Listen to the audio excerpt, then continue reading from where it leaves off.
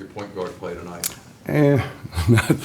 Not where we need it to be for sure. But listen, JT, this is the second time that we've played someone other than ourselves. We had a closed scrimmage, and he played a bunch because we basically played, some simulations that accounted to about a game and a half, and he didn't turn the ball over. And tonight he didn't turn the ball over. Huge positives.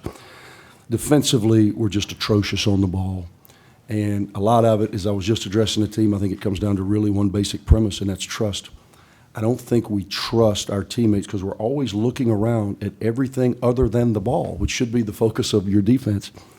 When there's ball screen actions happening, we're so concerned with running into one of them because evidently we're not communicating well enough that defensively on the ball we've got to get much, much better. But offensively, I thought JT did a good job of distributing. 4 assists, didn't turn the ball over.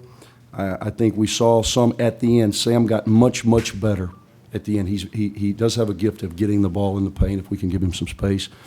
And obviously Moody's Moody. So I think we'll be fine back there.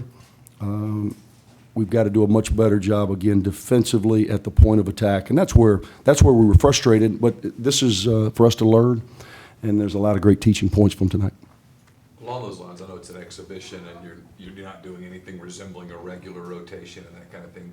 Are you concerned with the amount of points you gave up, or does that come with the territory? Yeah, obviously we're concerned with the fact they shot over 50% from the floor and 62% in the second half. Just ridiculous. But I thought our energy was really good out of the gate. I think we got up 21-7, and we kind of got into our bench, and I was trying to mix and match it a little bit, but too many times, just based on the fact that my goal was to get everybody an opportunity, and everybody on the team played at least 14 minutes, with the exception of Marcambus Hyman, and he fouled out in 10 minutes. My intention was to play everybody in that 15 minutes up so that they could get some much-needed experience and relax a little bit so that when it counts next Friday, they're not deer in the headlights like they were much of the game. But my rotations, after we got way up, I started playing with a lot of inexperienced guys.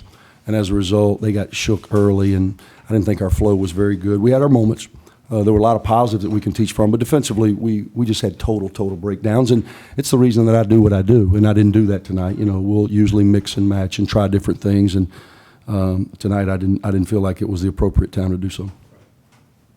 I think last week you mentioned Sam would, if you had to have a game last Monday, Sam would be your point guard. Started JT tonight. Is JT ahead of Sam in that race, or? He was tonight. I just felt in our closed scrimmage, I thought, again, to me, first and foremost out of that position is ball security.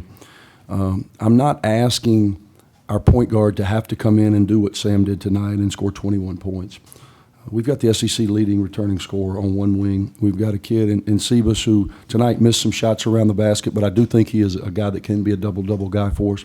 We've got 2 stretch fours that can – Anthony's been in a bit of a funk, but Tomas showed the ability to stretch and make shots. I need my point guard to deliver the ball in a timely fashion and be solid defensively, and JT has done a good job this past week of earning this opportunity. It's a race. I mean, I feel like half the football coaches, with this whole quarterback, who's going to start, who's not.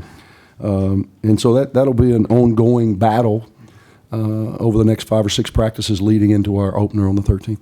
Tomas gives you guys some spacing that maybe you haven't had in the past. No, I agree. The one thing that he's got to do for us, he's got to be a little more physical defensively. He's got to finish some shots. He could have had a monster game. I thought he missed 2 or 3 at the rim. He's got the ability to go by 2, left-handed, natural, and he can really shoot the ball. And I feel comfortable running offense through him again. We didn't do much of that tonight simply because I didn't want to tip my hand. But we'll put him in positions where he can make some decisions, which will help take some of the pressure off these young point guards. Do you have any more scrimmages? No, this is it. Okay. This is it. We won't. We did some in-house stuff. Then we were able to scrimmage an outside team as we did in middle, and then one exhibition. Now it's about game prep. For us, it goes Friday, Monday, Thursday, Friday, Sunday. So 5 games in about a 10-day window for us, and we've got to be ready for everything that can hit us. When you're dealing with young guys, new guys to your program, we've got to quicken this learning curve because it's almost on us. If you had to play a game that counted tonight, how deep do you think you'd go on your bench? Until there's some separation, I'm not sure I would get to 9. I've only got 9 healthy bodies until Terry comes back. So I don't know if we'd get to 9, but, I thought all of those guys, Terrence Davis, would have been the guy who played the least amount of minutes other than KG because of the foul trouble. And I think he gives us some good things, man. And he needs to have the opportunity to play and showcase what he can do. Obviously, my plan is to play Moody a little more than 22 minutes. You know, he may lead the nation, and I may never take him out, you know, if I can.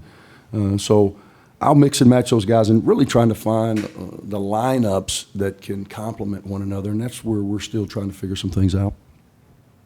Thank you, guys.